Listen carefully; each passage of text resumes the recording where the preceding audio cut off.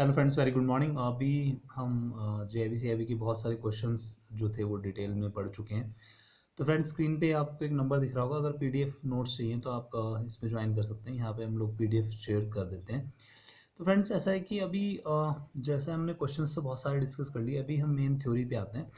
तो आपका जो सीआईबी में एक पार्ट है, सेकंड पेपर बीएफएम करके, तो उसमें दो तरह के पेपर होते हैं। एक आपका पूरा थ्योरेटिकल है, एक है आपका न्यूमेरिकल बेस्ड। तो थ्योरेटिकल बेस्ड जो है वो अगर आप देखेंगे तो मैंने क्या करा है कि इस बुक को स्क्रीन पे आने दो, एक मिनट स्लाइड थोड़ा सा टर्न हो जाए। फ्रेंड्स, यहाँ देखेंगे ना तो ये पहला चैप्टर दिख रहा होगा आपको, दिख रहा है। तो मैंने क्या करा है, इसके शॉर्ट नोट्स बना दिए हैं। जिसको भी पीडीएफ में चाहिए हो वो एक मैं नंबर बोल रहा हूँ, इसको आप नोट डाउन कर लें। 8279470702। ये मेरा व्हाट्सअप नंबर है। इस पर अगर आप व्हाट्सअप करेंगे तो आप मैं इसका सारा आपको पीडीएफ दे दूँगा। लेकिन अभी हम थोड़ा सा पढ़ लेते हैं। फ्रेंड्स, मैंने क्या करा है, इस बुक के जो 18-19 चैप्टर्स हैं सारे इनके शॉर्ट नोट्स बना दिए हैं। क्या होगा कि जैसे बीएफएम का एग्ज़ाम हमारा कल है, तो एक रात पहले आपने क्या करना है, वो 500 पेज की किताब नहीं उठानी है, आपने सिर्फ ये नोट्स उठाने हैं। 18 या 19 पेज है इसके अंदर। ये एक बार मगअप कर लेने। इससे क्या होगा कि आपका सारा सिलेबस रिवाइज हो जाएगा और यही इंपॉर्टेंट पॉइंट्स आपको जो है वहाँ मल्टीपल चॉइस क्वेश्चंस मिल जाएंगे।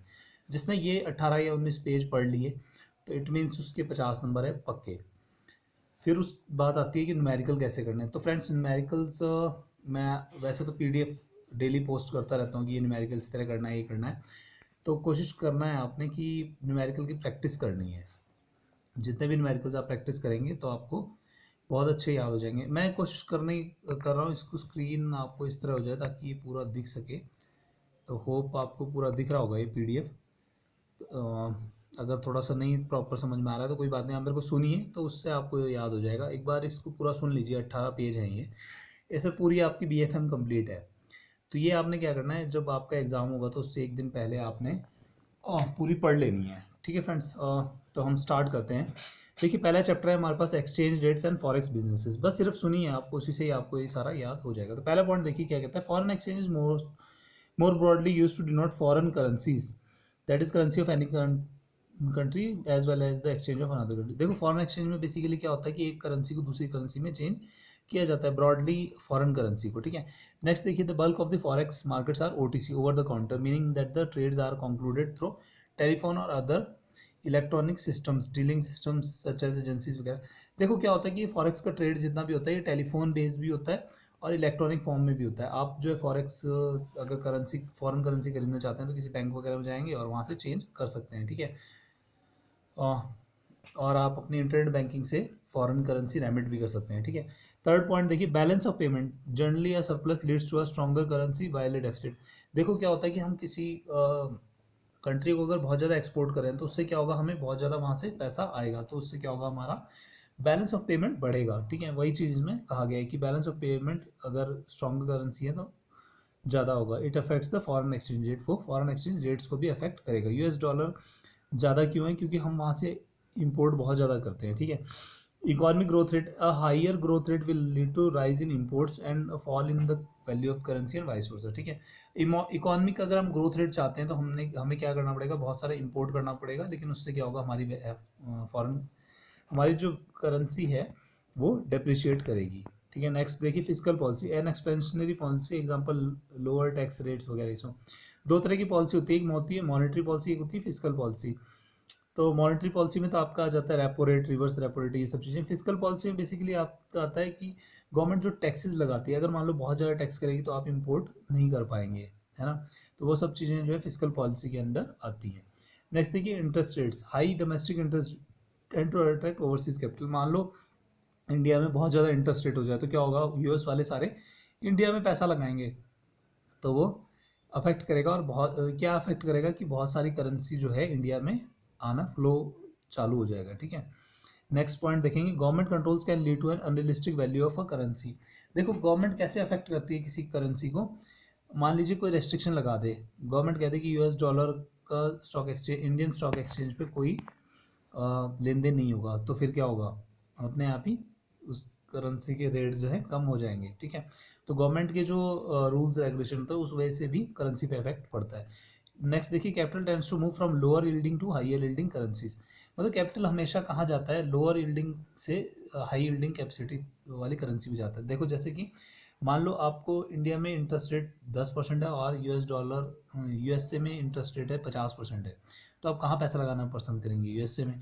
तो वो सेम वही चीज़ है कि जहाँ पे करेंसी की यील्ड ज़्यादा होगी तो वहीं पे ही करेंसी का मूवमेंट ज़्यादा होगा। Due to the vastness of the market operating in different time zone, most of the forex deals are spot rate. देखो क्या होता है कि आजकल सब चीज़ें ऑनलाइन है, तो जो भी आप खरीद फरोख्त करते हो तो वो सब कितनी स्पॉट होती है, मतलब एक उसी टाइम रियल टाइम बेसिस पे होती है। Spot rates are the base rate for other exchange rates. The rate of delivery of funds on the date on which the exchange of currencies actually take place is also referred to as the value rate. जिस rate पे जो है forex transaction होएगी तो वो क्या कहलाती है, वैल्यू रेट कहलाएगी, ठीक है। नेक्स्ट देखिए, forward rate, spot rate plus premium और डिस्काउंट। फॉरवर्ड रेट क्या होता है, स्पॉट रेट पे अगर प्रीमियम ऐड करते हैं या फिर डिस्काउंट माइनस कर देते हैं तो वो फॉरवर्ड रेट हो जाता है, ठीक है। If the value of the currency is more than that being quoted for spot then it is said to be at the premium. अगर मान लो जो आपने कोट करा है उससे ज़्यादा है रेट, मान लो आपने सोचा कि आज यूएस डॉलर का रेट 80 रुपये होगा और हो जाए 90, तो वो क्या होगी, प्रीमियम पे होगी करेंसी। अगर मान लो आप सोचो कि 80 रुपये मैं खरीद लेता हूँ और करेंसी हो जाए 60 रुपये, तो क्या हो जाएगी, वो डिस्काउंट रेट हो जाएगा क्योंकि उससे कम हो गया है वो। Forward premium and discount are generally based on the interest rate differentials. मतलब ये जो फॉरवर्ड रेट है इसका कम ज़्यादा ये किस पे चीज़ों पर डिपेंड करता है, और जैसे सप्लाई एंड डिमांड पे। जैसे कि बहुत ज़्यादा अगर हम इंपोर्ट करने लग जाएं तो यूएस डॉलर क्या हो जाएगा, इंप्रूव हो जाएगा, बहुत ज़्यादा महंगा हो जाएगा। नेक्स्ट पॉइंट में देखो क्या कहता है, the forward price of a currency against another can be worked out with the following factors. मतलब कैसे पता लगाएगा, spot price of the currencies in bond, interest rate differentials, term future period, ठीक है।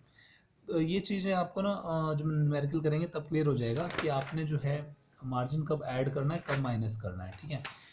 कब करेंसी, अगर मान लो कोई बिल आया आपके पास में पे होने के लिए, तो आपने कब उसमें प्रीमियम ऐड करना है, कब आपने जो है उसके अंदर मार्जिन माइनस करना है, प्लस करना है, वो चीज़ें वो न्यूमेरिकल के टाइम ही आपको क्लियर हो सकती है। नेक्स्ट देखिए friends, cross rate mechanism is a possible solution for calculation of currencies. देखो बहुत सारी करेंसीज होती है तो उनका रेट निकाल पाना आसान नहीं होता। जैसे कि $1 इक्वल्स टू 100 रुपीज़ अगर है, तो जीबीपी में क्या रेट होगा, अगर येन में क्या रेट होगा, तो वो निकालना इतना आसान नहीं होता। इसके लिए क्या काम आता है, क्रॉस रेट मैकेनिज्म काम आता है, ठीक है। इंडिया स्विच कर गया था floating rate exchange rate design पे कब, 1993 में। The buying rates and selling rates are also refer to as the bid and offer rate. जो बाइंग बाय बी से बाई ध्यान रखना, तो वो कैसा रेट होगा, बिड रेट होगा, ठीक है। सेलिंग रेट क्या होगा, ऑफर्ड रेट कहलाएगा। अब वैल्यू डेट कहता है, value date is the term use to define the rate. अब देखो मान लो आपने कोई चीज़ स्टॉक एक्सचेंज में खरीदी है, बेची है, तो आपके पैसे 1 या 2 दिन बाद आते हैं, तो जिस दिन आपके खाते में पैसे आएंगे तो वो क्या कहलाएगी, वैल्यू डेट कहलाएगी, ठीक है। यहाँ पे एक टर्म नीला सा आपको दिख रहा होगा, वैल्यू डेट, तो उसका मतलब वही है, जिस दिन आपके खाते में पैसे आ गए तो वो वैल्यू डेट कहलाती है। सिंपल सा लॉजिक है। Payment of the respective Payment of the respective currency in each center takes place on the same day so that no gain or loss of interest takes place to either of the party. ये जो spot selling होती है, मतलब spot rate होता है, इससे यही फ़ायदा है कि किसी को भी इंटरेस्ट रेट का लॉस ना हो। अगर आपने जो चीज़ खरीदी है वो आज ही खरीदी जाए और आप बेच के तो आज ही बिक जाए, ठीक है। नेक्स्ट देता है, arbitrage consist in simultaneous buying and selling of a commodity. Arbitrage क्या होता है, देखो सिंपल सी चीज़ है कि आपने टमाटर बीएससी की मार्केट में ख़रीदा और एनएससी की मार्केट में बेच दिया, और उसमें कुछ पैसे का फ़र्क है, तो वो आर्बिट्रेज कराएगा। मान लीजिए 10 रुपये किलो आपने टमाटर खरीदे अम्बाला की मंडी में, और 20 रुपये किलो जो है आपने लुधियाना की मंडी में सेल कर दिया, तो ट्रांसपोर्टेशन वगैरह वो सब हटा के तब भी आपको जो है कुछ पैसे का बेनिफिट होगा, तो वो क्या कहलाता है, आर्बिट्रेज जो वर्ड है वो। स्टॉक एक्सचेंज में जो वर्ड यूज़ होगा वो है आर्बिट्रेज, ठीक है। बेसिकली इसमें यही होता है कि सस्ता खरीद लेते हैं और महंगा बेच देते हैं। नेक्स्ट देखिए, a dealer has to maintain 2 position, funds position और करेंसी पोजीशन। जो डीलर बैठे होते हैं स्टॉक एक्सचेंजेस में, उनको 2 चीज़ें देखना होता है। एक तो उनकी फंड पोजीशन देखनी होती है कि उन्होंने कितना यूएस डॉलर या इंडियन करेंसी कितना खरीद रखा, कितना नहीं, और करेंसी पोजीशन मतलब कौन सी करेंसी कितनी कितनी खरीद के रखी हुई है, जैसे जीबीपी कितना खरीद रखा है, येन कितना खरीदा हुआ है, वो सब चीज़ें देखनी होती है उनको, ठीक है। नेक्स्ट देखिए back office takes care of the processing of deals, accounts reconciliation वगैरह। बैक ऑफिस क्या देखता है कि उसकी, जैसे आपने मान लो आज जो कोई शेयर बेचा है तो वो आपके अकाउंट से कट हो गया या नहीं हो गया, वो सब चीज़ प्रोसेस हुआ या नहीं हुआ, तो वो बैक ऑफिस का काम होता है। नेक्स्ट है मिड ऑफिस, तो उसका काम क्या है, रिस्क मैनेजमेंट और parameterisation of risk for forex dealing, ठीक है। रिस्क मैनेजमेंट करना का काम किसका होता है, मिड ऑफिस का होता है। मिड ऑफिस क्या करेगा कि कहीं ऐसा तो नहीं है कि बहुत ज़्यादा फॉरेन करेंसी हम बेच दें फिर उसके बाद में उसके रेट्स जो है बढ़ जाएं तो फिर हमें नुकसान हो। Mid office is also suppose to look after the compliance of various guidelines, जैसे कि कोई सॉरी रिपोर्ट वगैरह बना के भेजनी है आरबीओ को या कोई वो देनी है, तो वो सब मिड ऑफिस करेगा। नेक्स्ट देखिए foreign exchange dealers association of India FEDAI advises the valuation rates based on the ongoing markets at the on month and dates to enable the authorized dealer to revalue their foreign currency position, ठीक है। FEDAI का काम क्या होता है, FEDAI क्या करता है कि वैल्यूएशन करेगा मंथ एंड पे कि फॉरेन करेंसी पोजीशंस की क्या पोजीशन है, कि कहीं ऐसा ना हो कि हम बहुत ज़्यादा यूएस डॉलर खरीद लें और उसके बाद में उसके रेट कम हो जाए तो हमारे को ऐसी ही लॉस हो जाए सीधा सीधा, ठीक है। नेक्स्ट देखिए क्या कहता है, operational risk is a risk arising on account of human errors. देखिए हमेशा ध्यान रखना जब भी आपका कोई क्वेश्चन आएगा और उसमें अगर मान लो ह्यूमन मिस्टेक होएगी, जैसे मान लो आपको केस स्टडी देता है और उसमें ये लिखा हुआ है कि रामलाल ने 100 शेयर बेचे थे, उसने 110 बेच दिए, तो ये किस तरह का रिस्क है। जब ह्यूमन एरर की वजह से जो रिस्क होगा ना वो ऑपरेशनल रिस्क कहलाएगा हमेशा, ठीक है। तो ये हम अपने ध्यान रखना है कि कोई ह्यूमन फॉल्ट हो रही है, कोई टेक्निकल एरर है, कंप्यूटर बंद हो गया आपका साथ साथ ही, और आप जो है उसी टाइम एंटर का बटन नहीं दबा पाए और सौदा नहीं हो पाया, तो वो क्या होगा, सारे ऑपरेशनल रिस्क होंगे। नेक्स्ट देखो क्रेडिट रिस्क कहता है, क्रेडिट रिस्क कब होगा, जब आपका इनएबिलिटी टू पे हो जाए, मतलब कि कोई आपने आपको पैसा ना मिल पाए किसी काउंटर पार्टी को, क्रेडिट रिस्क कहलाएगा। सेटलमेंट रिस्क कैसा होता है, failure of the counter party to during the course of settlement. तो अगर मान लो आपका कोई वो है, कोई सेटलमेंट होना है, कोई आपका लेन देन होना है और वो प्रॉपर टाइम से ना हो, तो वो क्या राइज करेगा, वो सेटलमेंट रिस्क कॉज करेगा, ठीक है। नेक्स्ट देखो क्या कहता है, liquidity risk. Liquidity risk basically credit और लिक्विडिटी रिस्क मिलता जुलता सही है। इसमें क्या है कि अगर बहुत ज़्यादा आपके पास में लिक्विडिटी नहीं है तो लिक्विडिटी रिस्क हो जाता है, जैसे कि is the potential for liabilities to drain from the bank at a faster rate than assets, ठीक है। गैप रिस्क है interest rate risk, if the purchase and sale take place for different value while the bank में completely stand hedged on exchange front. Gap या interest rate risk में ये हो जाता है कि आपने जो इंटरेस्ट का गैप है लाइबिलिटी और एसेट्स के बीच में वो प्रॉपर नहीं मैनेज कर पाए, ठीक है। मान लो आपने लोन दे दिया 10% पे और आपको जो असेट्स डिपॉजिट हो रहे हैं उनके पीछे 11% देना पड़ रहा है, तो 1% का आपको लॉस हो रहा है। Market risk is the risk that arises due to adverse movement of market. Market risk तो आप नहीं रोक सकते, क्योंकि क्या होगा, कभी अगर मान लो कोई बैड न्यूज़ चली गई है मार्केट में कुछ है, तो उसकी वजह से क्या होगा, मार्केट में रेट कम ज़्यादा हो जाएंगे, तो उस चीज़ को आप कंट्रोल नहीं कर सकते, ठीक है। नेक्स्ट देखो लीगल रिस्क। लीगल रिस्क क्या है कि आपने कोई रिकॉर्ड मेंटेन नहीं करा, प्रॉपर नहीं करा, जो गवर्नमेंट की गाइडलाइंस है उनको फॉलो नहीं करा, तो आपको लीगल रिस्क हो जाए। सिस्टमिक रिस्क क्या होगा कि सारे ही कंट्री में सारे ही बैंक्स अगर फेल हो गए तो वो सिस्टमिक रिस्क कॉज कर जाएगा। कंट्री रिस्क क्या होगा, किसी कंट्री में वार हो गया, छिड़ गए, वहाँ पे आपने एक्सपोर्ट कर रखा है और वहाँ से आपको पैसा नहीं मिल पा रहा, तो कंट्री रिस्क है, ठीक है। कोई पॉलिटिकल किसी वजह से हो जाए, देखो इसमें एक टर्म यूज़ करा हुआ है पॉलिटिकल और इकोनॉमिक इंस्टेबिलिटी, तो वही चीज़ है, ठीक है। कहीं पे वॉर छिड़ गया है कुछ है तो और आपका पैसा फंस गया। नेक्स्ट देखिए entity is authorise to buy and sell currency notes coins traveller cheque, तो उनको क्या कहते हैं, एफएफएमसी। ये कई बार ना फुल फॉर्म में भी आ जाता है कि एफएफएमसी क्या चीज़ होती है, तो ये है फुल फ्लैश मनी चेंजर्स। तो इनका काम क्या होता है, करेंसी का बाय और सेल करना, ठीक है। नेक्स्ट देखेंगे, नेक्स्ट पॉइंट क्या कहता है, FEDAI on the other hand is a non profit making body formed in 1958 for the approval of with the approval of RBI consisting of authorized dealers as members। FEDAI के जो member होते हैं उनको क्या बोलते हैं, ऑथराइज्ड डीलर्स बोलते हैं। ये भी एक बार क्वेश्चन आया है, ठीक है। नेक्स्ट देखिए site bills drawn under import letter of credit would be crystallized on the 10th day after the receipt date of receipt if not yet paid, ठीक है।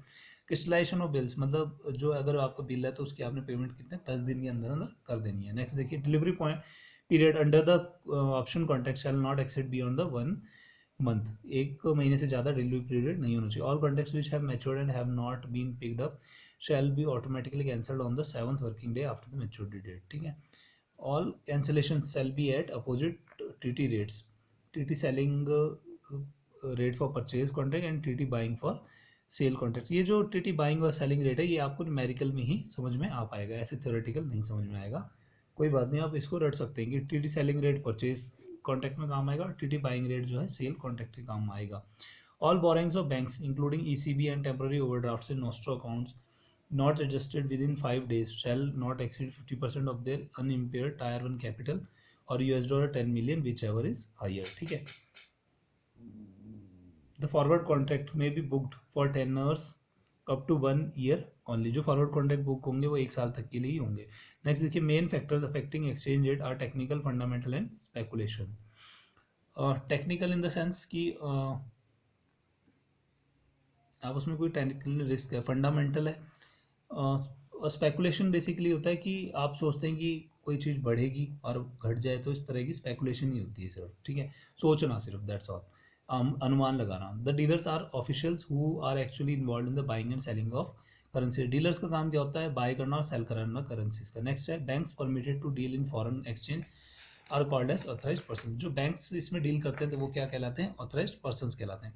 फ्रेंड्स, होप ये पहला चैप्टर रिवाइज करने में आपको हार्डली 5 या 7 minute लगे होंगे, बट इसमें ना बहुत इजीली आप रिवाइज कर सकते हैं क्योंकि ये सिर्फ क्या है, इंपॉर्टेंट पॉइंट्स है। तो हम आते हैं नेक्स्ट चैप्टर नंबर 2 पे। चैप्टर नंबर 2 का नाम है बेसिक्स ऑफ फॉरेक्स डेरिवेटिव्स। ठीक है, पहले तो टर्म देखेंगे डेरिवेटिव्स क्या होते हैं। डेरिवेटिव ऐसे इंस्ट्रूमेंट्स होते हैं जो कि क्या करते हैं, which when added to the exposure will neutralise और to the acceptable level the uncertainty profile of the exposure. मतलब अगर कोई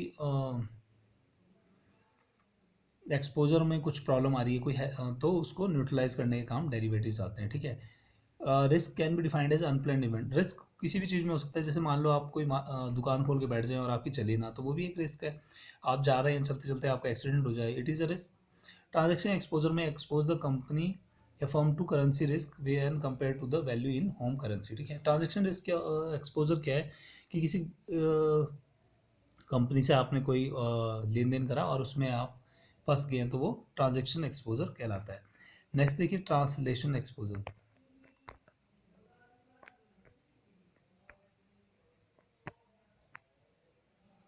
ट्रांसलेशन एक्सपोजर की बात करें, arises when firms have to revalue their assets और liabilities and receivables in home currency at the end of each accounting period. मान लीजिए किसी कोई कंपनी है, वो अकाउंटिंग ईयर में अपनी एसेट लायबिलिटी को वैल्यू करके देखती है कि कितना है, तो उसमें अगर कुछ उसको लॉस हो रहा है तो वो ट्रांसलेशन एक्सपोजर है। ठीक है, credit risk in foreign exchange operations is the risk of failure of a counterparty whether a bank or a customer। Credit risk basically क्या हो सकता है कि आपने लोन दिया और कोई चुका नहीं रहा है, तो वो क्रेडिट रिस्क है। यहाँ भी ये सारे रिस्क के बारे में ही बात करें। प्री सेटलमेंट रिस्क के बारे में क्या है? Risk of failure of the counterparty due to bankruptcy. मान लो किसी पार्टी को आपने उधार दिया है और वो बैंकरप्ट हो जाए, तो वो प्री सेटलमेंट रिस्क है। सेटलमेंट रिस्क बेसिकली क्या होता है कि काउंटर पार्टी जो है टाइम, जब देखो टाइम जोन डिफरेंस की वजह से कोई रिस्क आएगा तो वो सेटलमेंट रिस्क कहलाएगा। ठीक है, principal risk in the settlement of foreign exchange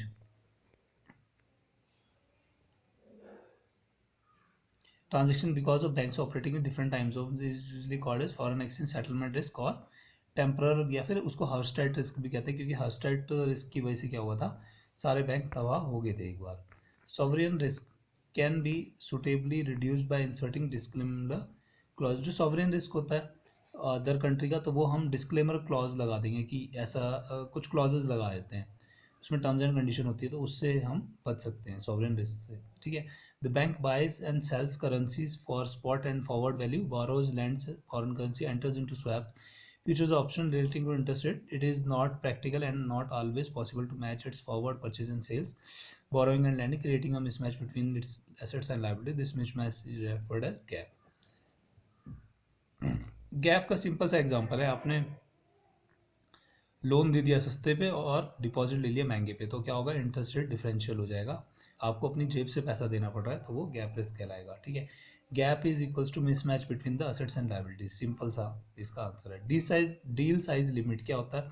heist amount for which a deal can be entered, the limits is fixed to restrict the operational risk on large deals. ठीक है, deal size limit से क्या मतलब है कि highest amount for which a deal can be entered, मतलब deal size limit से क्या करते हैं कि डीलर इतनी ही लिमिट तक सेल या परचेज करेगा, उससे भी हम लोग ऑपरेशन रिस्क से बच सकते हैं। मिटिगेशन ऑफ सेटलमेंट रिस्क से बचने का क्या उपाय है? CCIL जो है वो क्या करता है, सेटलमेंट्स करवाता है। इसमें एक अकाउंट खुलता है जिसे बोलते हैं SGF, नीचे दिख रहा है ना, उसका कई बार फुल फॉर्म भी आया था, देख सकते हैं, सेटलमेंट गारंटी फंड। तो वो उसमें जितने भी मेंबर्स जुड़े होते हैं तो उनका ही लेन देन होता है। तो ये CCIL जो है ये कई बार लैंडिंग और सेटलमेंट करवाता है रेपोज वगैरह में, इन सब में, ये CBLO गिल्ट और इंटर बैंक फॉरेक्स डील्स में। तो ये जो है किस तरह के रिस्क से बचा सकता है हमें? सेटलमेंट रिस्क से। ठीक है, नेक्स्ट पॉइंट देखेंगे। Banks are allowed to use derivatives to manage risk of their assets and liabilities and also for hedging purposes. Banks जो है डेरिवेटिव्स यूज करते हैं ताकि वो जो है रिस्क से बच सकें। हैजिंग पर्पजेज इसीलिए ही लाया गया, एक तरह से हैज कर देता है वो रिस्क से। ठीक है, ये जो हैजिंग वर्ड है आपको कहाँ समझ में आएगा? ये समझ में आएगा आपको जो आप फॉरवर्ड कॉन्ट्रैक्ट वगैरह पढ़ेंगे ना, तो वहाँ पे समझ में आ जाएगा। ओ फ्रेंड्स, ये 2 चैप्टर हमने बहुत ही जल्दी 5 या 10 मिनट में रिवाइज कर लिया। तो आपका जब BFM का एग्ज़ाम होगा तो उससे एक रात पहले आपने ये सारे नोट्स पढ़ लेने हैं। इसका PDF मैं पहले कह चुका हूँ कि आपको मैं व्हाट्सअप पे प्रोवाइड कर दूंगा, अगर चाहें तो व्हाट्सअप पे मेरे साथ आप ग्रुप में जुड़ सकते हैं। 8279470702। वो फ्रेंड्स, ये एफर्ट्स काफ़ी अच्छे लग रहे हैं मुझे आपको, और मैंने काफ़ी सारे क्वेश्चंस भी अभी तक डिस्कस कर लिए। तो अभी ये डिस्कशन अभी यहीं रोकते हैं, फिर अगले वीडियो में हम चैप्टर 3 से स्टार्ट करेंगे। Thank you friends, have a nice day.